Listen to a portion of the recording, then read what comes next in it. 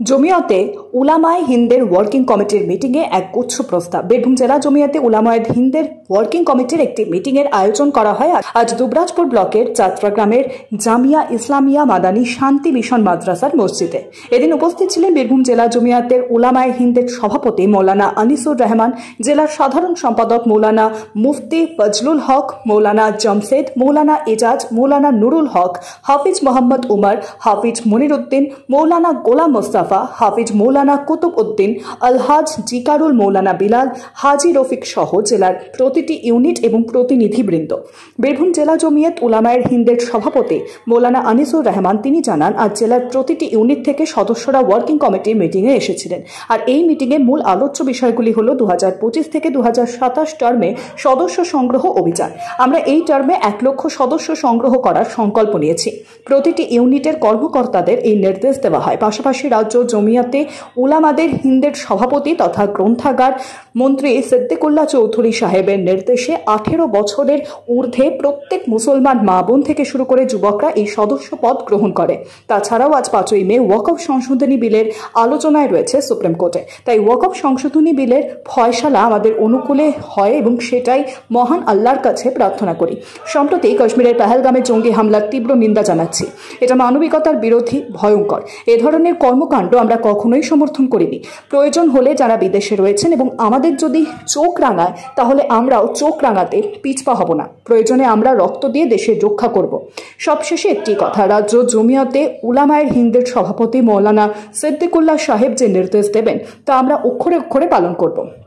আজকে আমরা বীরভূম জেলা জমিয়ত উলামায়ে হিন্দের ওয়ার্কিং কমিটির মিটিং আহ্বান করেছিলাম আমাদের দুবরাজপুর ব্লকে সদাইপুর থানার অন্তর্গত যাত্রা গ্রামে। তো ওয়াকফ অ্যামেন্ডমেন্ট যেটা অ্যাক্ট, এর উপরে আজকে আমাদের সুপ্রিম কোর্টে আলোচনা রয়েছে।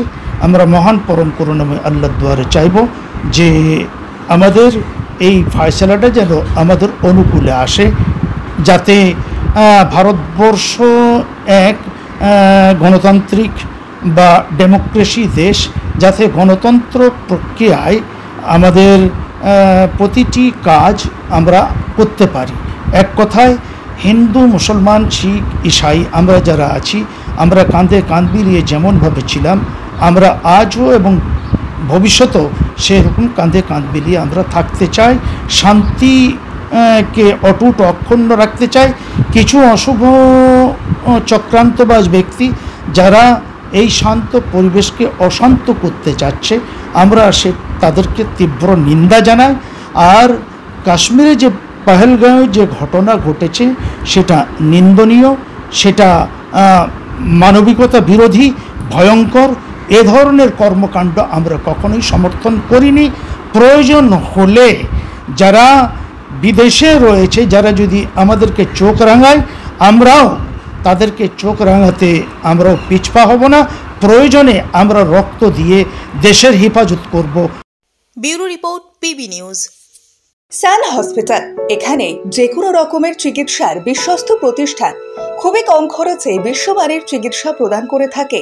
উন্নত মানের ওয়ার্ড কেবিন, পরিষ্কার পরিচ্ছন্ন পরিবেশ দ্বারা সুসজ্জিত চিকিৎসা ব্যবস্থা রয়েছে। এছাড়া স্বাস্থ্যসাথী কাজেও পরিষেবা প্রদান করা হয়। সুতরাং আজই যোগাযোগ করুন সান হসপিটালে। ঠিকানা GT road, Bhangakuthi, Bardhaman. Phone number মনে রাখবেন 9434188262 অথবা 83730954222।